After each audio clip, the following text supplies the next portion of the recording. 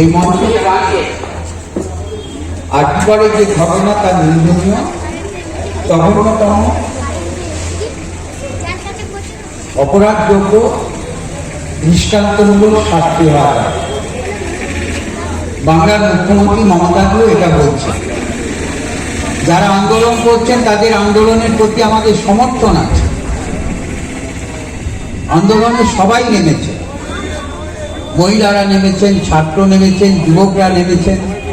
তাদের আন্দোলনের দাবি সম্পর্কে তো কারো দ্বিমত নেই। জুনিয়র ডাক্তাররা আন্দোলন করছেন। আমাদের মুখ্যমন্ত্রী কিন্তু বারে বারে এইটাই বলেছেন, এই ঘটনার দৃষ্টান্তমূলক সাজা হওয়া দরকার, সাজা মানে ফাঁসি। এ ব্যাপারে মুখ্যমন্ত্রী নিজে বলেছেন এবং তিনি এই আন্দোলনের প্রতি তার সমর্থন আছে।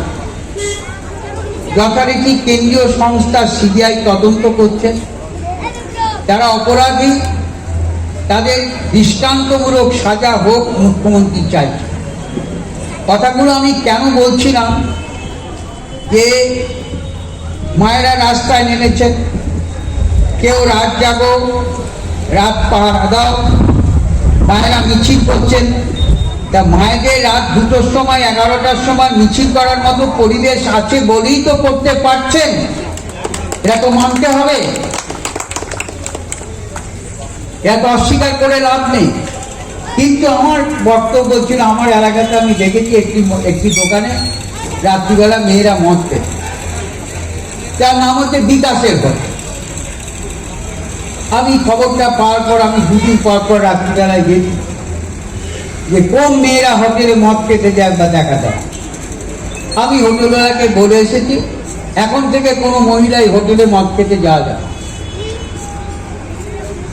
এটাও তো আমাকে দেখতে হবে। তাহলে ওই মহিলারা যদি মদ খেতে যায়, যদি কোনো অঘটন ঘটে যায়, তখন কি হয়?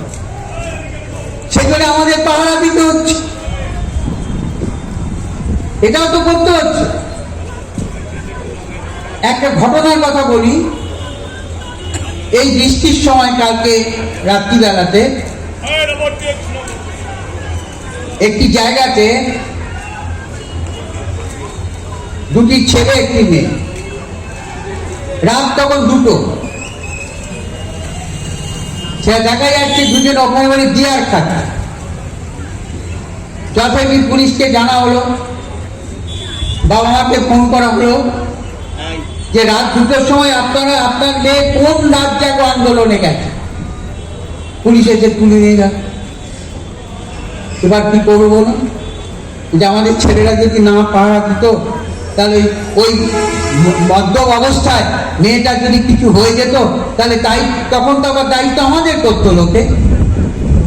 এ কথাগুলো তো ভাবতে হবে। তাহলে বাড়ি কোনো মহিলাকে অসম্মান করার জন্য আমি বললাম না, কিন্তু এই ঘটনাগুলো অনেকে তো জানেন কিন্তু বলেন না। আমাকে বলতে হচ্ছে বাধ্য হয়ে, কারণ ওদের এই রাত্রিবেলা যখন আমাদের পাহারা দিত, বাবা মা কি খোঁজ নেবে না? বাবা মা কি জানে না যে আমার মেয়ে সন্ধ্যেবেলায় কোন মদের দোকানে যাচ্ছে? তো বাবা মাদের সাবধান, আপনারা কোন আন্দোলন করুন, আন্দোলনে মোমবাতি জ্বালান, মিছিল করুন, যাই করুন তাই করুন, কিন্তু অনেক জায়গায় যখন যায় তখন আপনি খোঁজ করবেন আপনার মেয়ে কোথায় গেল। শেষে কিছু হলে তার দায়িত্ব এসে আমাদের ঘরে যাচ্ছে।